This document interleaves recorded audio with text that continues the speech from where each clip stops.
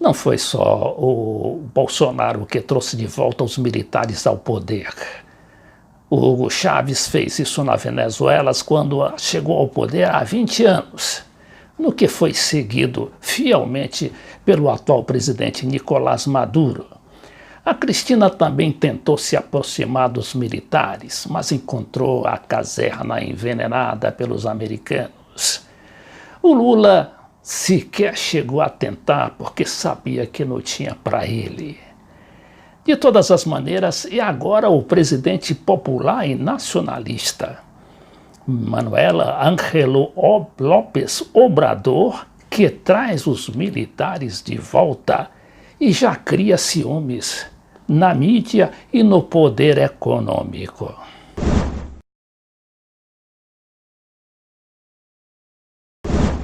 Só um pequeno lembrete antes de começarmos essa análise.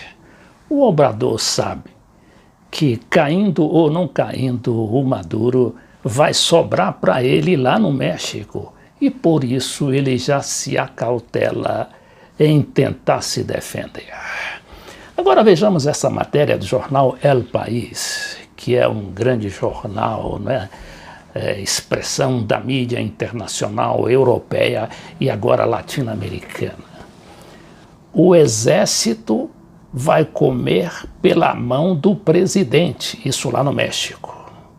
Aí diz, o excessivo papel que López Obrador está outorgando aos militares põe as Forças Armadas na rota do dinheiro. Ou seja, a gente sabe que o Obrador fez campanha lá no México prometendo trazer o exército de volta aos quartéis, não para ficar desmobilizado, mas para cuidar de sua função essencial, que é a defesa da pátria, a defesa da integridade e da soberania nacional. E o jornal É o País, claro, refletindo a posição dos grandes grupos econômicos, que com o novo papel do exército vai se sentir prejudicado, inclusive, para fazer a corrupção e ter aqueles lucros monumentais com as obras públicas que agora serão responsabilidade dos militares. O que diz essa matéria? A diferença do governo atual com os outros governos, a gente sabe que o Felipe Camarão, o antecessor do Obrador, que é o Peña Neto, chamou os militares para se envolver na criminalidade, aparentemente para combater a criminalidade. E claro que o Exército acabou se envolvendo em questões, inclusive de corrupção. Então, a diferença, segundo o jornal, é que Manuel López Obrador não só pretende dar aos militares um grande poder ao entregar-lhes a Guarda Nacional.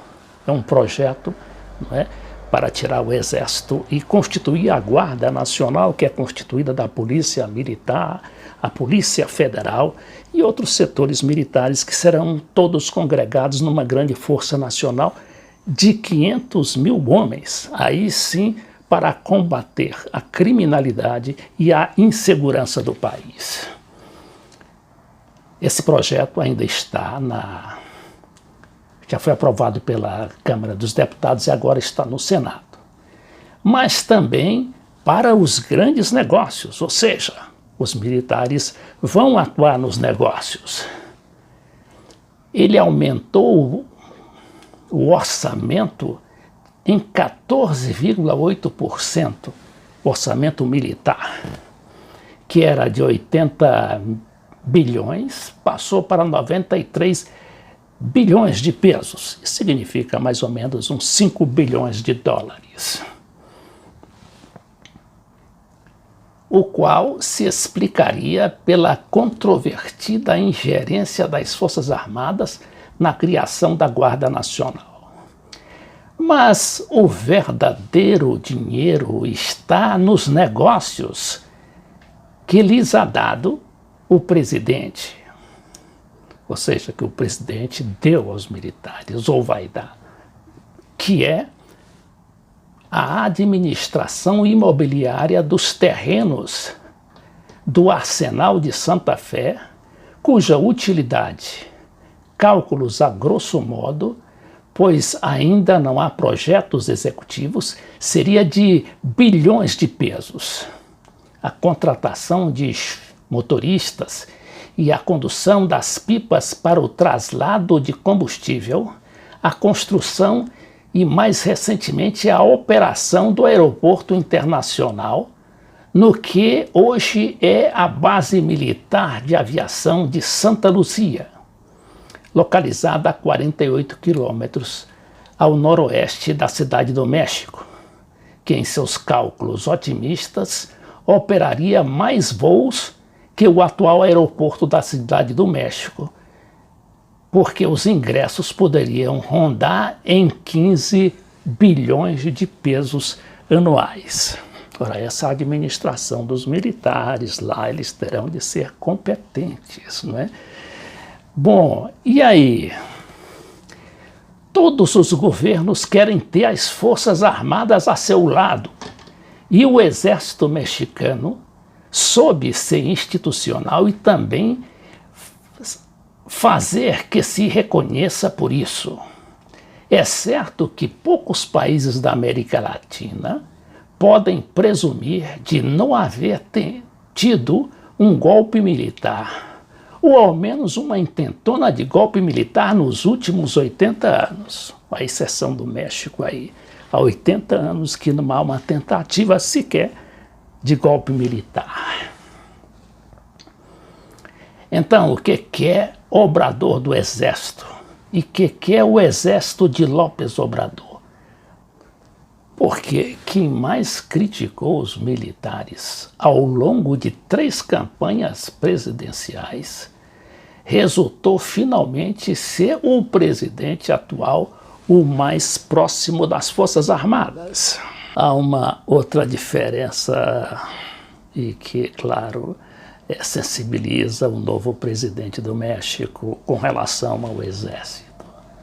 Porque as Forças Armadas gozam de uma grande confiança entre os mexicanos. De acordo com a empresa e agência Instituto de Pesquisa GEA/ISA, que mede trimestralmente o pulso político do país, 41% dos cidadãos confiam no Exército. E isto é só superado pelas universidades com 57%. Mas muito por cima das polícias, que tem 11%, dos bancos, 9%, e no final, a mídia, os meios de comunicação, com 8%.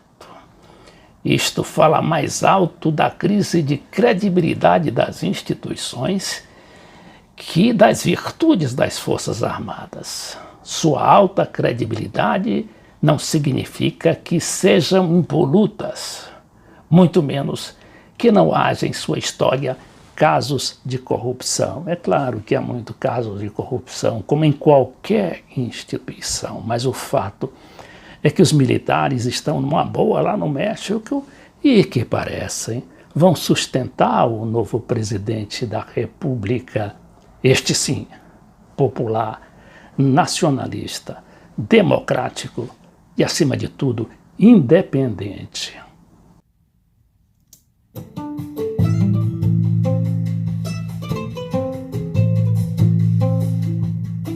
El pueblo de México necesita